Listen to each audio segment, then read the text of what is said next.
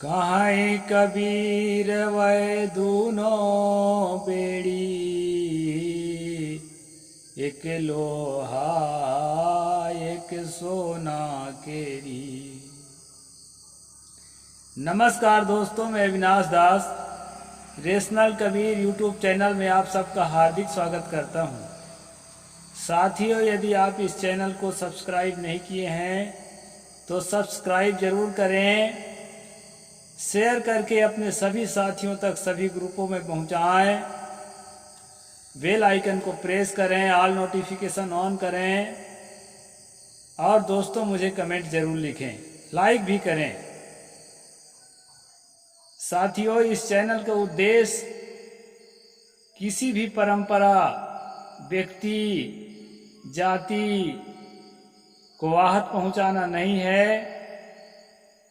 इस चैनल का उद्देश्य है देश में जागरूकता लाना, वैज्ञानिक सोच पैदा करना, पाखंड और अंधविश्वास आडंबर से बाहर निकलना और मानवीय मूल्यों का स्थापना करना।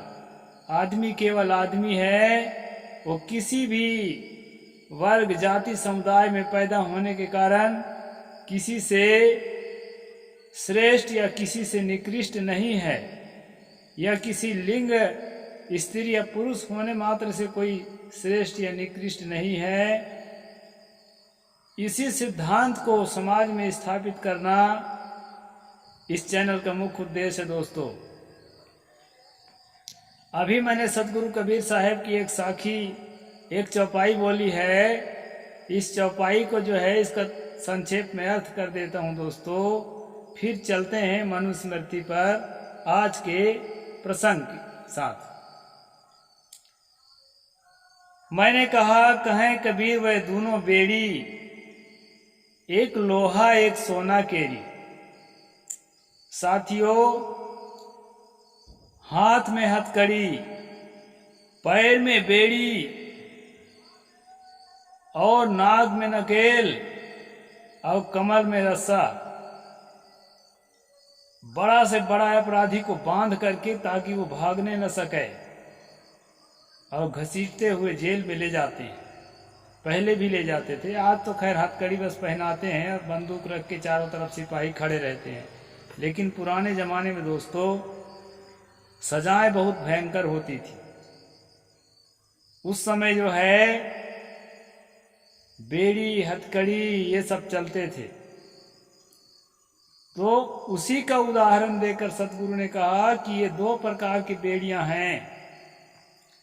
एक लोहे की बेड़ी है जो कानून के तहत सिपाही अपराधी को बांध कर ले जाता है, और एक सोने की बेड़ी है, महीन बेड़ी, जो दिखाई नहीं पड़ती है लेकिन है बेड़ी। दोस्तों, सोना बहुत प्रिय है।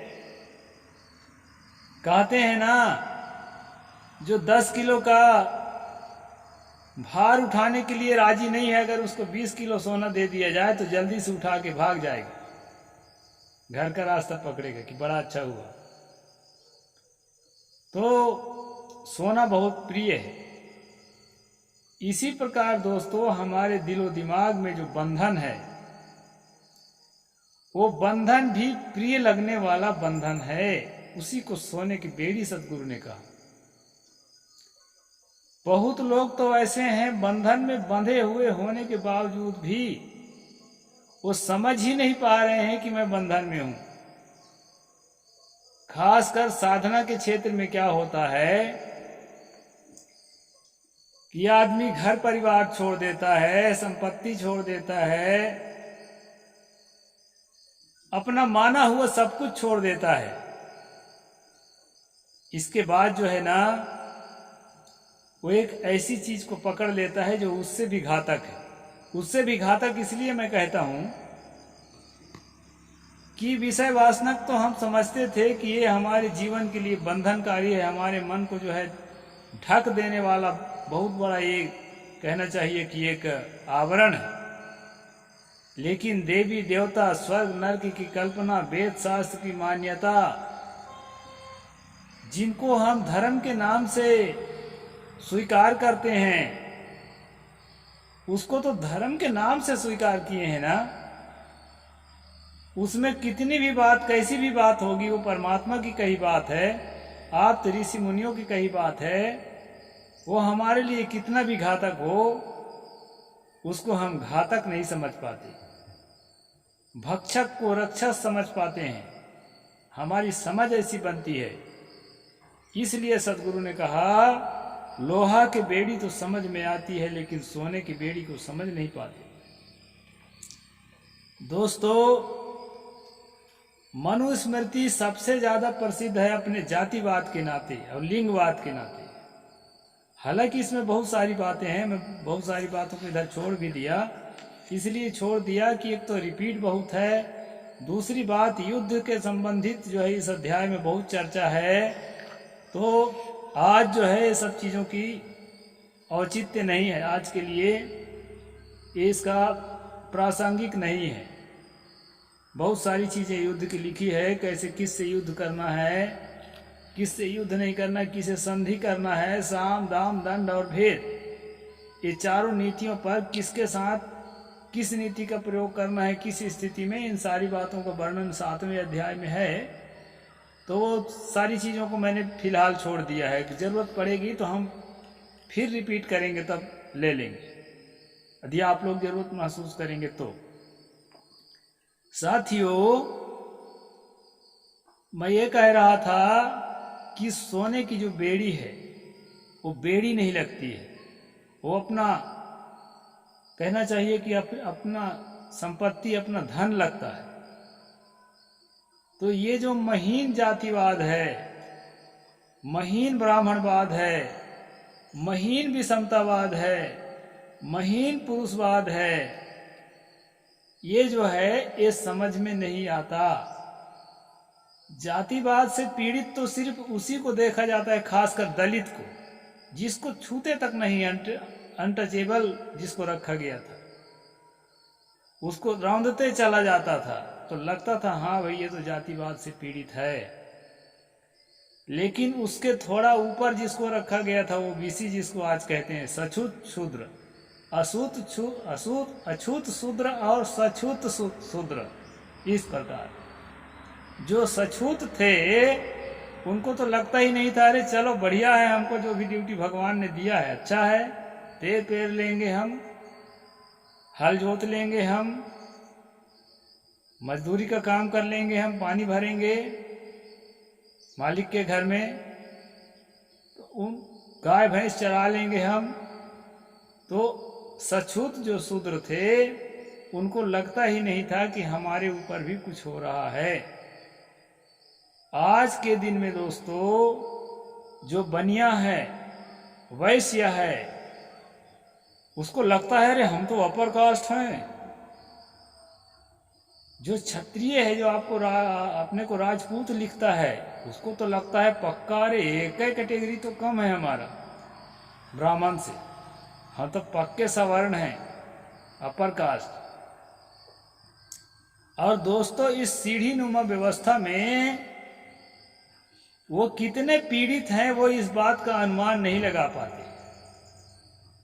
पीड़ा ही समझ में, जब बंधन ही समझ में नहीं आएगा तो उससे मुक्ति का उपाय कैसे करेंगे। और इस बंधन में पूरा भारत बंधा हुआ है, क्योंकि अब क्षत्रिय की जिम्मेदारी हो गई पूरे देश को बचाने का। मैं कहता हूं आज के तारीख में देश में 8% क्षत्रिय हैं। 8% क्षत्रिय में मान लो 50% तो स्त्रियां हैं, बचे 50%। उस 50% में कम से कम 25% जो है बच्चे और बूढ़े होंगे। बचे 25%, उस 25% जवानों में कुछ रोगी होंगे, कुछ विकलांग होंगे, कुछ एक्सीडेंट से पीड़ित होंगे, कुछ ऐसे भी होंगे जो उदासीन होंगे कार्यों के प्रति। तो बचा 12%। और इस तरह से लोगों, साथियों, अगर आप हिसाब लगाएंगे तो 1-2% से ज़्यादा नहीं बचेगा। जिसको देश की सुरक्षा की जिम्मेदारी दी जा रही है वो 1-2% लोग ही बचेंगे। तो 1-2% लोगों को अगर सुरक्षा की जिम्मेदारी देते हैं तो देश रसातल में जाएगा कि नहीं जाएगा। तो ये जो मनुस्मृति की व्यवस्था है, इस व्यवस्था से क्षत्रिय भी पीड़ित है और उसको ऐसे अय्यासी बना दिया गया है। यहाँ भी मैं इस प्रसंग में बताऊंगा कि आजकल जो मनु को सही मानने वाले नेता हैं, वो किसी भी पार्टी में हो, उनके बलात्कार का, ऐसे सांसदों का, ऐसे मंत्रियों का बलात्कार का केस ज़्यादा क्यों आता है और सरकार उसके साथ खड़ी क्यों हो जाती है? उसके पीछे कारण है दोस्तों। उस कारण को आज मैं विस्तार से आपको बताऊंगा और आप समझ जाएंगे श्लोकों के माध्यम से। तो वो भी बंधा है और वैश्य तो शूद्र के लगभग ही उसको माना गया है। समय आने पर बताऊंगा कि वैश्य को जो है पराशर स्मृति में तो अछूत कहा गया है, वैश्य को भी। तो समय आने पर बताऊंगा। अभी मैं आज के जो प्रसंग है उसको मैं बता रहा हूं कि ये जो है सोने के बेड़ी में कैसे छतरी बंधा हुआ है, उसको समझ ही नहीं आ रहा है कि देश के लिए घातक सिस्टम है और इस सिस्टम को फॉलो नहीं करना चाहिए। हमें वर्तमान में जो डॉक्टर बाबा साहेब अम्बेडकर का संविधान है उसको एक बार पढ़ना चाहिए और समझने की कोशिश करना चाहिए और उसका सम्मान करना चाहिए। ये बात समझ में आने लगेगा दोस्तों। तो यहाँ जो है 4 प्रकार की नीतियों से युद्ध की बात मैंने बताई। अब मैं उनको विस्तार से नहीं बता सकता, घंटों लगेगा। ठीक से सुलझाऊंगा नहीं तो आप लोग कहेंगे कि ये ठीक से सुलझाए, इन समझ में नहीं आ रहा है। इसलिए उसको अभी छोड़िए, फिर अलग से उसके संबंध में चर्चा करेंगे। यहाँ कहा है जित्वा संपूजेत देवान ब्राह्मणाश्चैव धार्मिकान प्रपद्यात परिहारांश ख्यादे भयानि च। श्लोक नंबर 201, 7वां अध्याय मनुस्मृति। यहाँ पर कहते हैं शत्रु को जीतकर देवता तथा धार्मिक ब्राह्मणों की पूजा करे और उन्हें भेंट देकर सर्वत्र अभय की स्थापना करे। युद्ध करे हो तो अभय नहीं हो सकते वैसे, क्योंकि युद्ध के बाद जो है ना अभयता नहीं आती है। शत्रु प्रतिशोध के लिए तैयारी करता है। इस प्रकार दोस्तों यहाँ कहा है कि ब्राह्मणों की पूजा करे। मनु जो है ब्राह्मणों की पूजा यहाँ छत्री से करवा रहा है, जिसके ऊपर सारा भार है, राजकाज का भार है, युद्ध का भार है, सारा भार है, वो ब्राह्मण से एक स्टेप नीचे है। उसकी पूजा जरूर करे।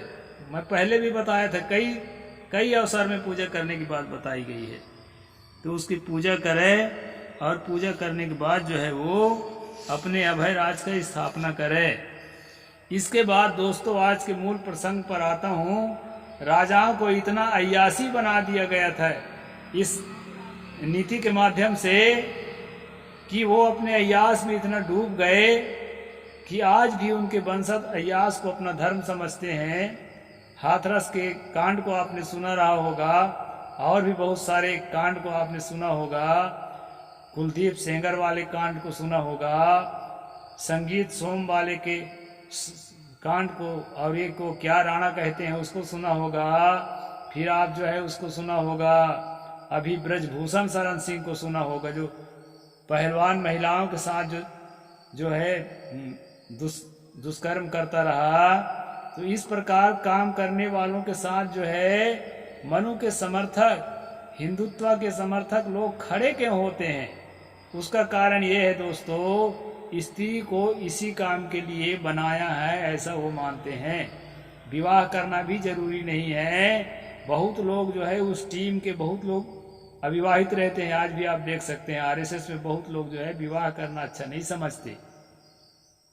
तो स्त्री को क्या रूप में माना गया है आज मैं एकदम खुलासा कर रहा हूं और उसको आप जो है बड़े ध्यान से समझना। आपदर्थम धनम रच्छेदाराम रच्छेदनैरपि आत्मनम सततम रच्छेदादैरपि धनैरपि। श्लोक नंबर 213। यहाँ कहा है कारण आपत्ति से बचने के लिए धन की रक्षा करे और धन से अधिक स्त्री की रक्षा करे और धन तथा स्त्री से अधिक सदा आत्मरक्षा करनी चाहिए। अपने जीवन की रक्षा को यहाँ प्राथमिक बताया है और अपने जीवन के मौज मस्ती को अगला श्लोक में बताएगा प्राथमिक।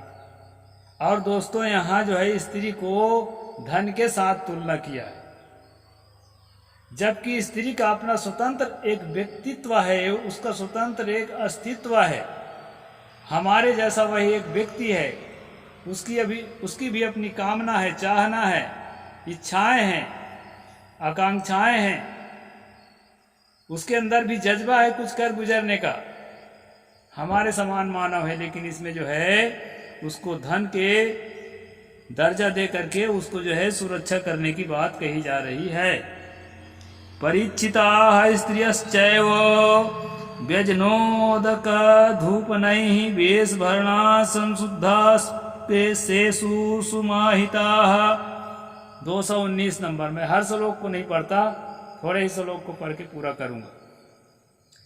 यहाँ पर और स्पष्ट हो जाएगा। अभी तो मैं कहा हूं तो स्त्री से धन से थोड़ा ज्यादा रक्षा करना चाहिए, स्त्री का कहा हूं, लेकिन डायरेक्ट वो धन ही जैसा है ऐसा मैं नहीं कहा हूं। लेकिन अगले श्लोक में समझ में आ जाएगा कि वो धन से ज्यादा कुछ नहीं है, मतलब निर्जीव वस्तु से विशेष नहीं है स्त्री, ऐसा आपको समझ में आ जाएगा। यहाँ कहा है गुप्तचरों द्वारा जिनकी परीक्षा की जा चुकी है और जिनके पास कोई गुप्त शस्त्र और विषलिप्त आभूषण तो नहीं है, यह संदेह नहीं रह गया है। जिनके वेश और आभूषण शुद्ध हैं, ऐसी परीक्षित स्त्रियां बड़ी सावधानी से चामर, स्नान पान आदि, जल और धूप आदि से राजा की परिचर्या करें। अब बात को समझ लीजिए, एकदम स्पष्ट है।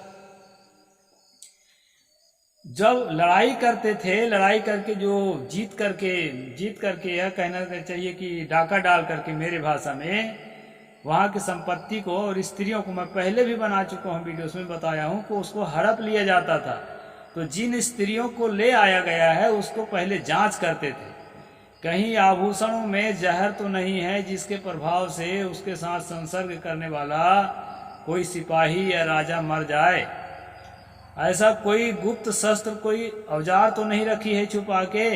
ये सारी चीजों के दोस्तों परीक्षण करके और जो है उसके शुद्ध वेशभूषा में पहरा के, मतलब कपड़े उपड़े सब नंगा करके दूसरा पहना के, इसके बाद जो है ना ऐसे परिचित स्त्रियों से जो है चमर डलवाते थे, राजा को स्नान पान आदि कराते थे और राजा की परिचर्या में यानी उसके सेवा में लगाया जाता था।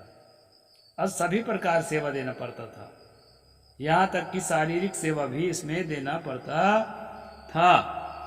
इस प्रकार से दोस्तों, और अगला श्लोक में मैं और ज्यादा स्पष्ट कर दूंगा आपको कि यहाँ किसी भी प्रकार से